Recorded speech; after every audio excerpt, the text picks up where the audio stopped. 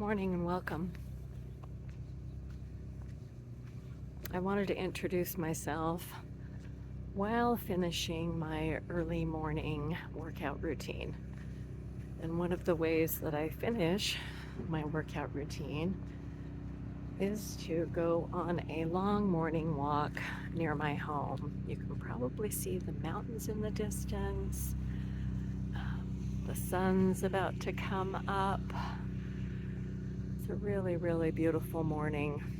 And in my neck of the woods, which happens to be Salt Lake City, Utah, we have been in the midst of a horrible heat wave. A lot of dust storms, wildfires, and the air quality has been pretty horrific. And for someone like myself, a mature woman who has had asthma since childhood, living in these type of conditions is really challenging. This channel that I am launching is in partnership with my website, Anderson Therapeutics, which has been around since about 2016. I've actually had this channel since 2017 and have never done anything with it. This year I did something pretty amazing and have been asked many, many times why I don't have a YouTube channel, because I am a patient advocate and a coach and a teacher. And I thrive when I speak one-on-one with people. That is how I can better connect and relate to others. So what if I were to tell you that pain management needn't be complicated or expensive or intrusive? It can be all those things. Though managing chronic pain is one of my top concerns for not only myself, but for those that I work with, whether it's in the community or in the classroom, with those I love. And I want to share some of those ideas with you and give you a challenge, an invitation to partner with me and to better take care of yourself, which, as a mature woman, that's something I encounter a lot. Is there are many women similar to myself who, for whatever reason, whether you're partnered or not, we get to spend a lot of time on our own and perhaps even live alone. And I am very independent. I love to travel. I love to stay active. I don't necessarily want to stop working, though I want to change the way I work as I get closer to retirement age. And in order to do that, that means investing time, energy, and attention towards self-care. That is something that I excel at. As a health educator, I'm a bit of a generalist, and I know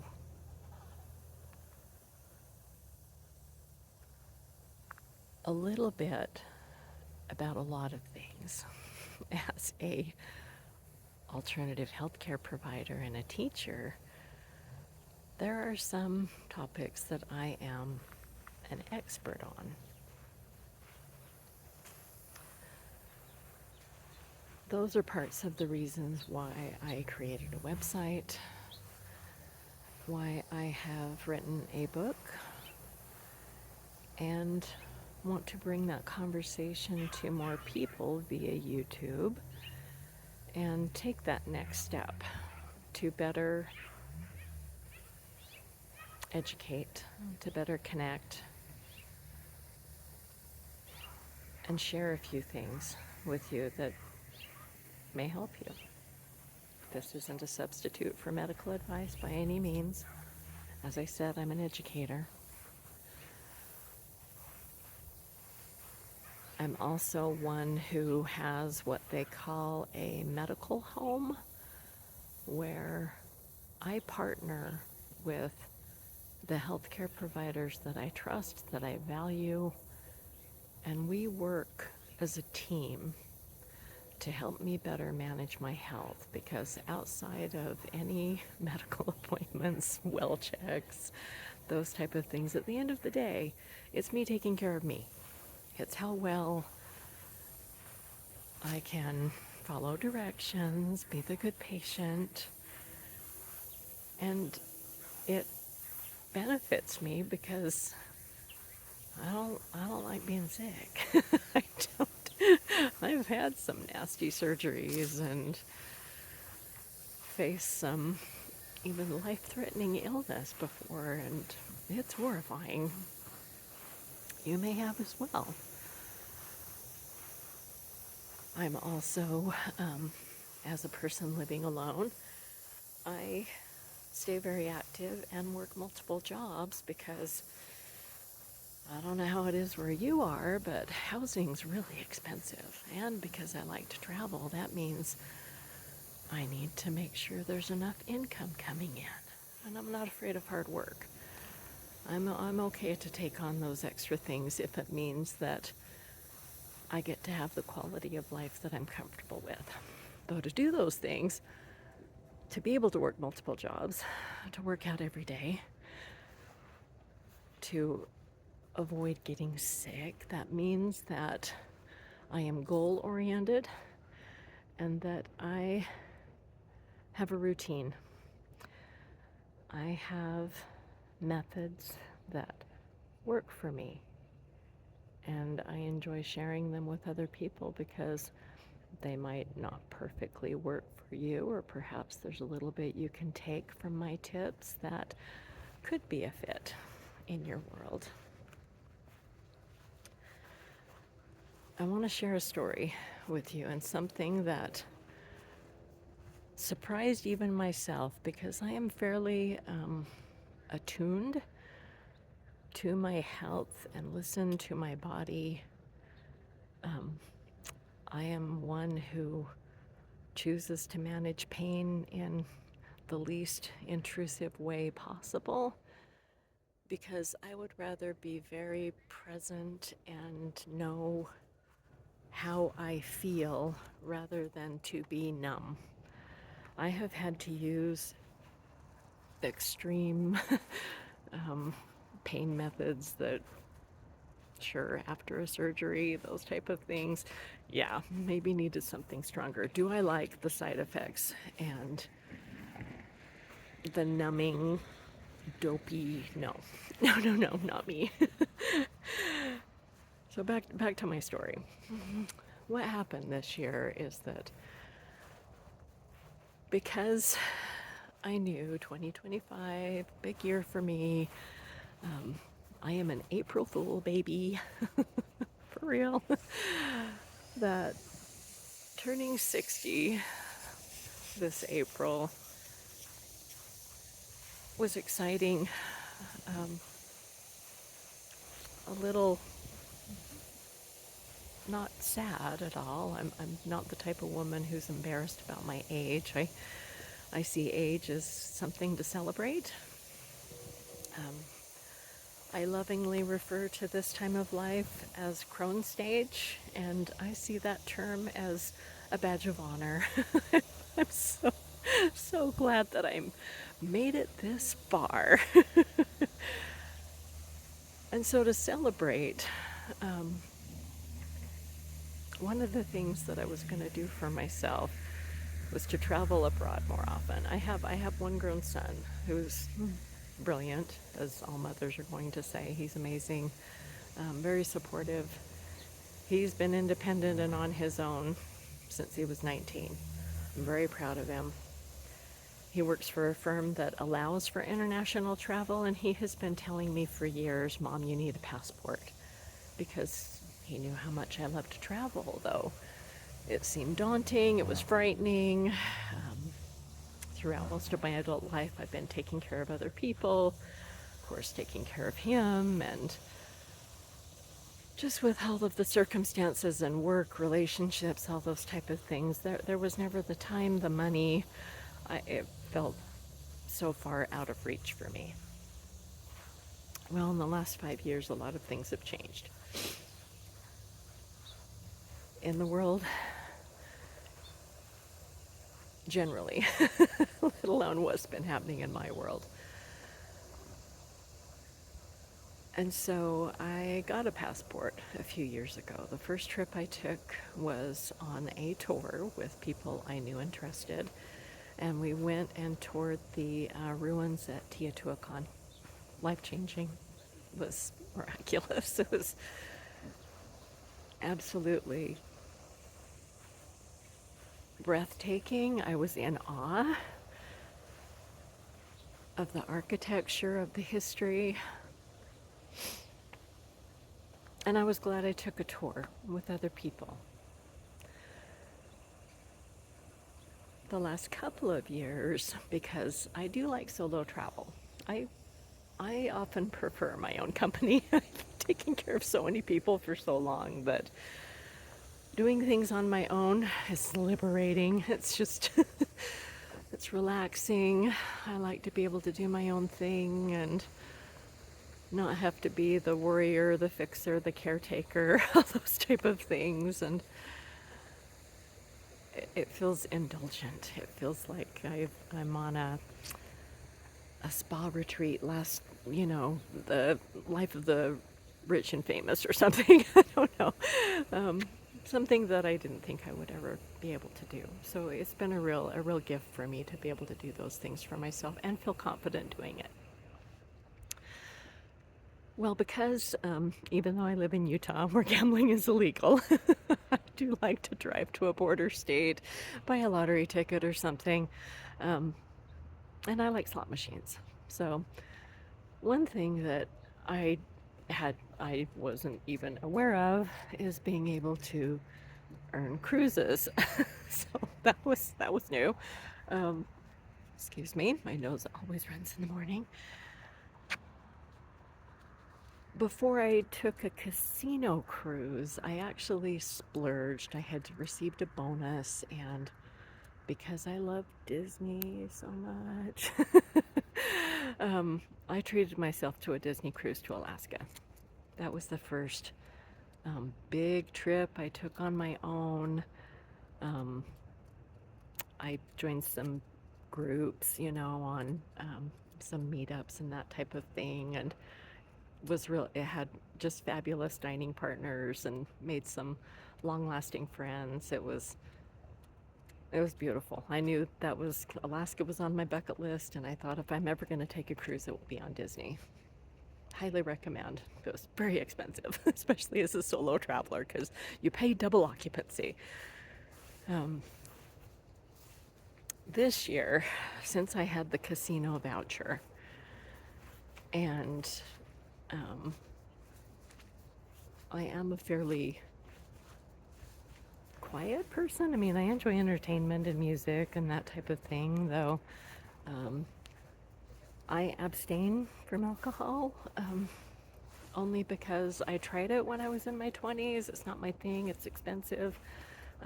It's awful for my body, my health, my skin. Just not for me.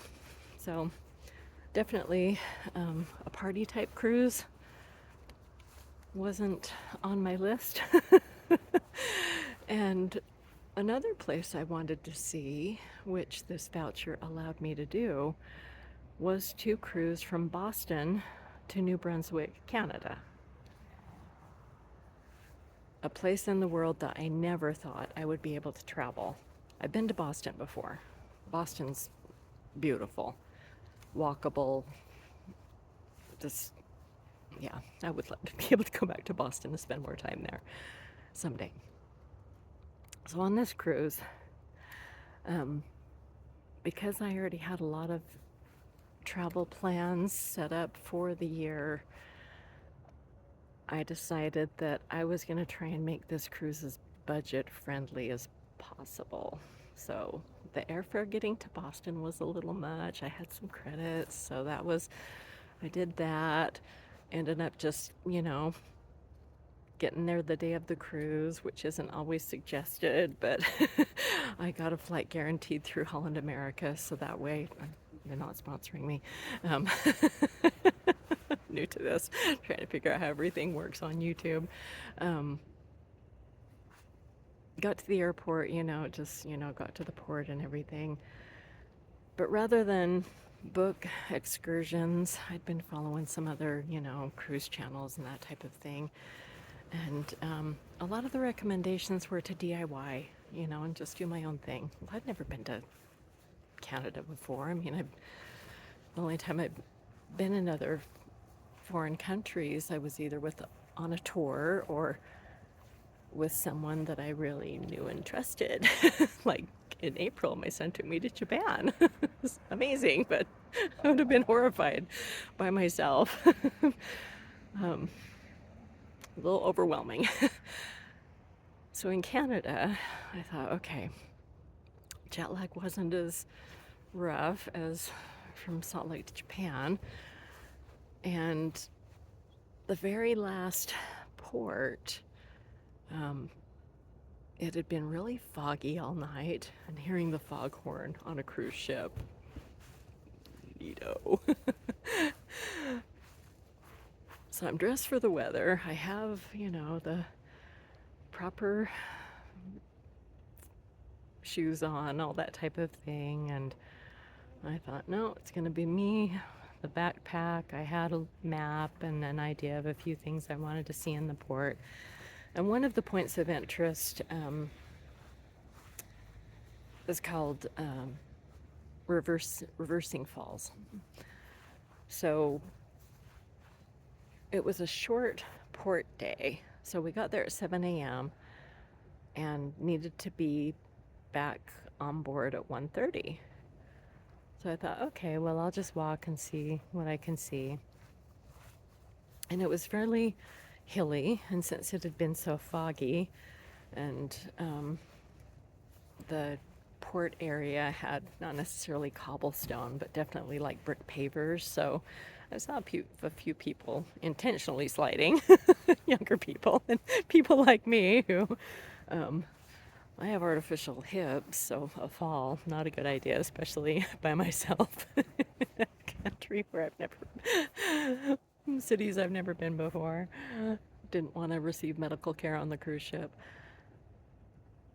Well, I ended up walking, exploring, went to some amazing museums, some historic parks, cemeteries.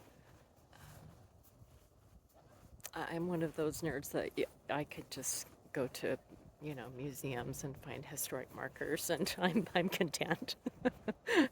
Found a beautiful little tea house built in a historic theater, and had some tea, had a little bit of oatmeal, and had the rest of my snacks. Well, I knew I had a few hours left, and I kept looking at the GPS and saying that, this Reversing Falls supposedly wasn't that far away.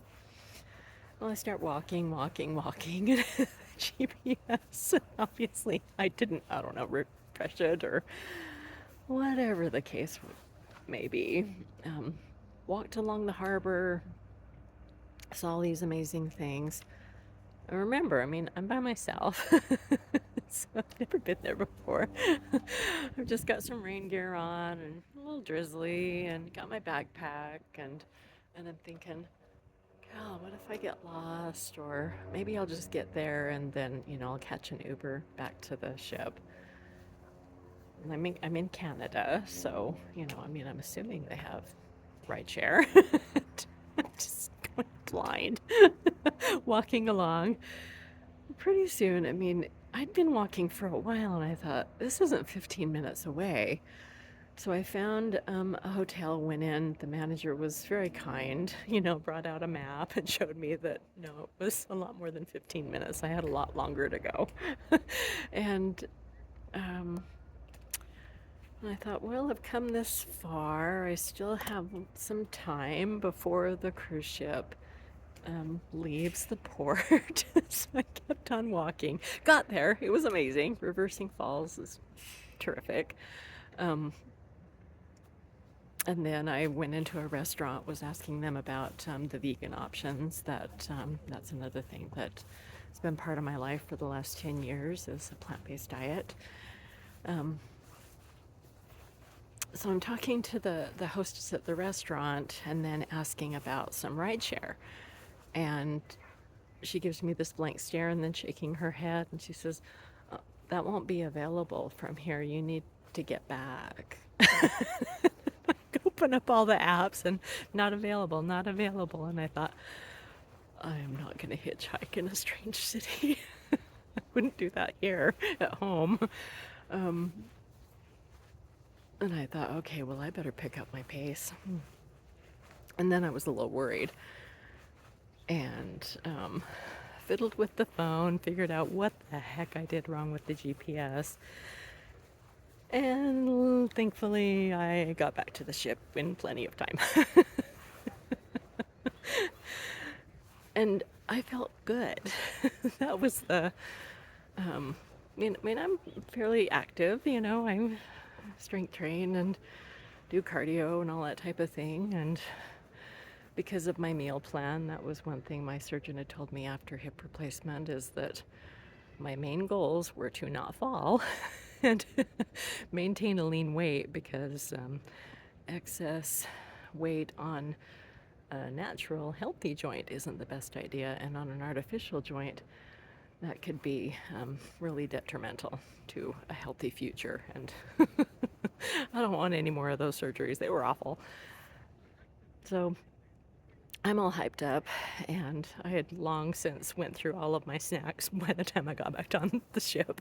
And I earned my meal that day. I was so excited to get back on the ship and go to the buffet. And it wasn't until I got home and I was, telling friends and my son about the walk and how proud of myself I was that I wasn't scared. I met a bunch of neat people and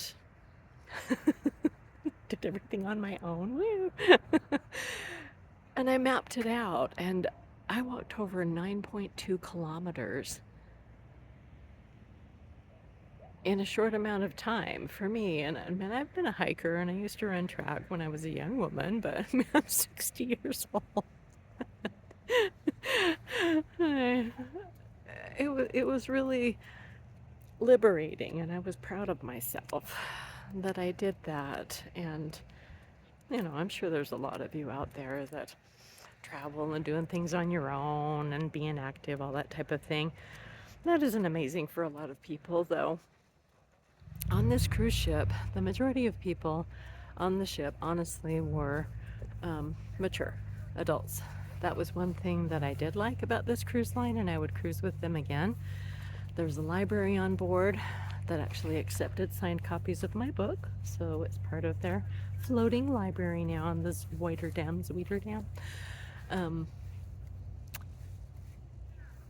Though the people that I met when I go to the shows and listen to music or chat if I was sharing a table with someone at a meal were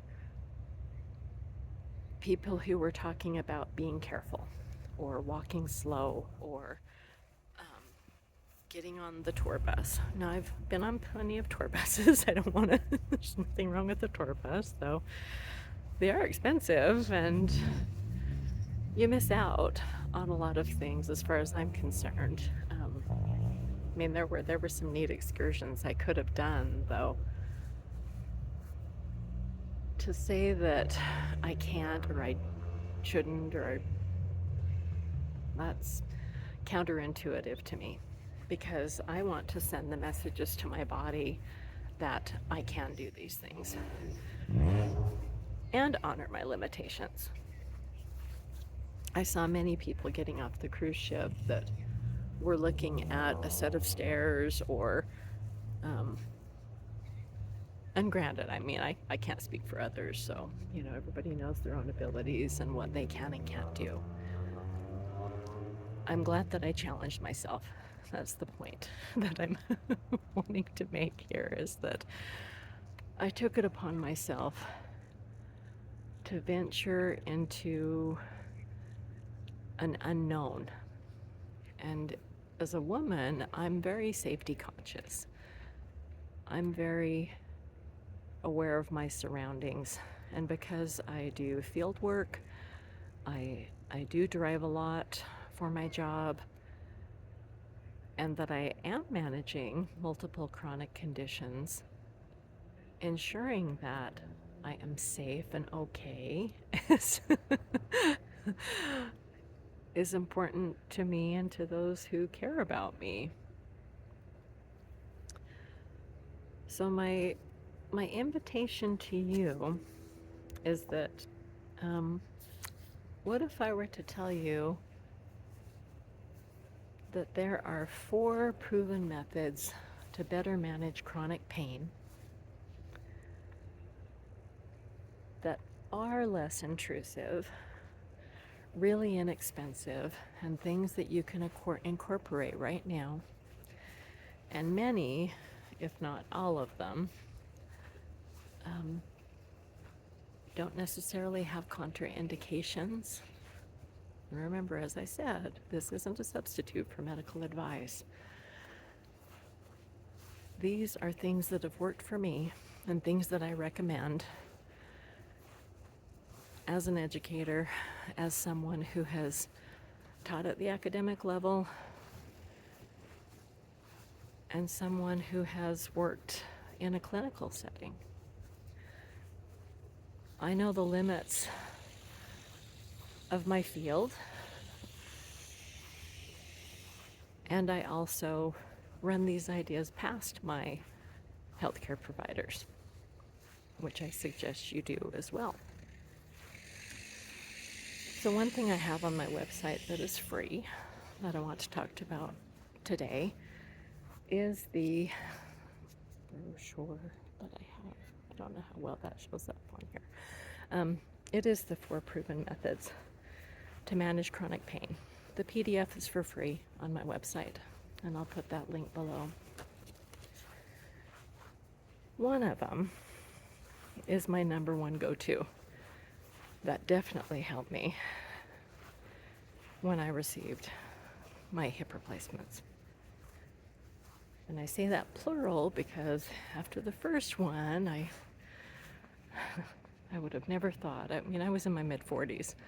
It was a medical mystery tour,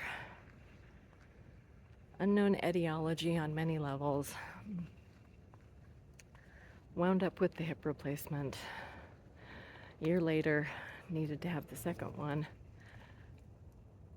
And then with the second one, at the 6-week checkup, it was failing, had to have a revision. It was awful, especially in my mid-40s. It's life-changing.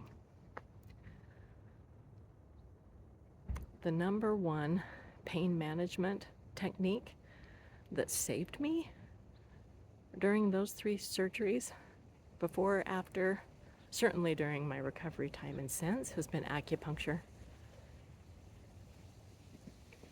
And for anyone who said, oh, I don't like needles either. I have to lay down if they're ever drawing blood because I get so queasy. I am not good.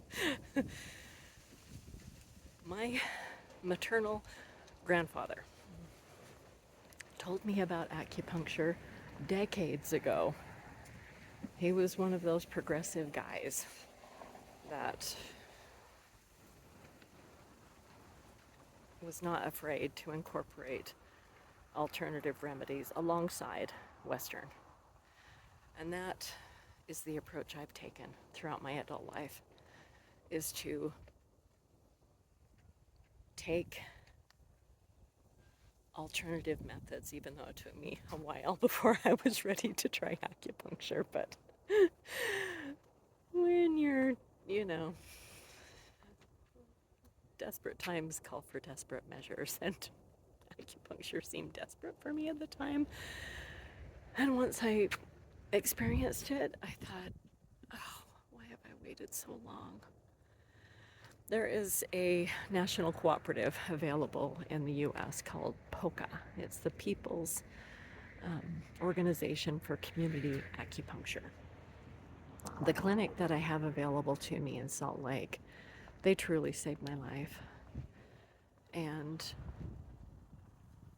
throughout my health crisis, it allowed me to manage pain while also continuing to work because I still needed to pay the bills. um, and to avoid using excess heavy opiate type of medication. Did I use those after surgery? Yes. The pain was excruciating. Did I want to use them for very long? No. Acupuncture is phenomenal. Absolutely phenomenal. And I use it now as a maintenance, as a tune-up type remedy. So that's one thing, my number one that I have in this brochure. The second one is to sweat it out. Now, whether you want to sweat it out with exercise,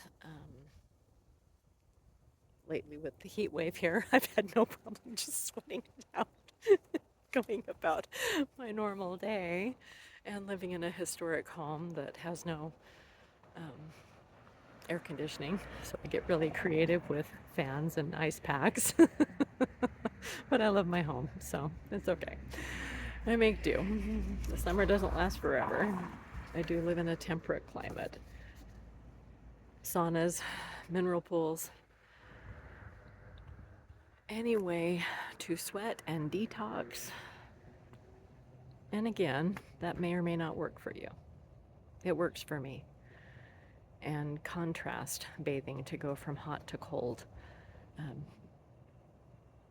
There aren't that many around here, though when I travel, especially when I was in Japan, they had a traditional onsen in the hotel, and so I was able to use the sauna, the steam room, and the cold plunge, and I adore that. It's one of my favorite methods, especially after a workout, as a way to relax, energize, de-stress. A lot of us enjoy a nice hot shower, or warm, maybe sometimes cool. Those things are beneficial to our body because our skin is one of our largest organs of elimination. And so, in order to help ourselves heal and clean out, utilize your skin.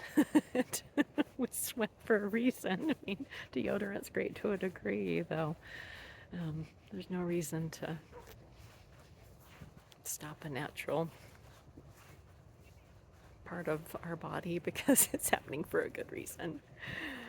The third thing to manage chronic pain is to nourish. And as I mentioned earlier, I do follow a plant-based diet. I haven't always. I've tried many, many different ways of eating. That's all. I talk a lot about that on my website and in my book. And I encourage you to just think about your own, think about how food works for you. And when you dine, what are those meals or foods that when you're finished, you're satisfied, you feel nourished, you feel energized, that you feel really good? And there's none of those like minor complaints like bloating or gas or constipation or sluggishness. Those are signs of perhaps what you just ate wasn't in your best interest. We've all done that, especially in the West. I'm sure you've heard of that, the standard American diet, or SAD, overly processed foods. I feel really lucky that As a child, I didn't grow up in a time where there were fast food places on every corner. Um, Portions were a lot smaller when I was young. The people who raised me, and even when I was raising my son, I mean, I cook. I meals were prepared. When I go to the grocery store, I buy ingredients for meals. I don't I don't necessarily trust others to put together foods thinking that's in my best interest. Do I dine out? Yes. I have a lot in the past, especially when I was younger, but now that I have a much more high maintenance body, my eating habits are so directly linked to how I feel, how I perform, outward appearance. I mean, that isn't as big of a priority now that I'm a mature woman, but um, feeling healthful, feeling feeling that I'm investing and I'm taking good care of myself, and I'm getting those good numbers when I have my blood pressure checked, when I look at my cholesterol. I'm considering the internal impact of those choices. I don't enjoy being bloated. I don't like feeling inflammation. I don't want my ankles to swell. So there are things that I know that if I choose to eat them, and it's my choice, that there are consequences to those behaviors. And I choose consequences that are in my best interest. Bottom line. That's how I coach people who, if we're just talking about weight loss or diet, um, I encourage people to add more plants, add more fiber, and not get all caught up in the things that you think you shouldn't eat. Add. Just add. That technique is called crowding. So as you add those healthful foods, you can crowd out the ones that aren't offering you the results that you want. That's it. The last one that I'll share with you, I call it soak. Now, I've already told you that, I no longer drink alcohol, haven't for decades.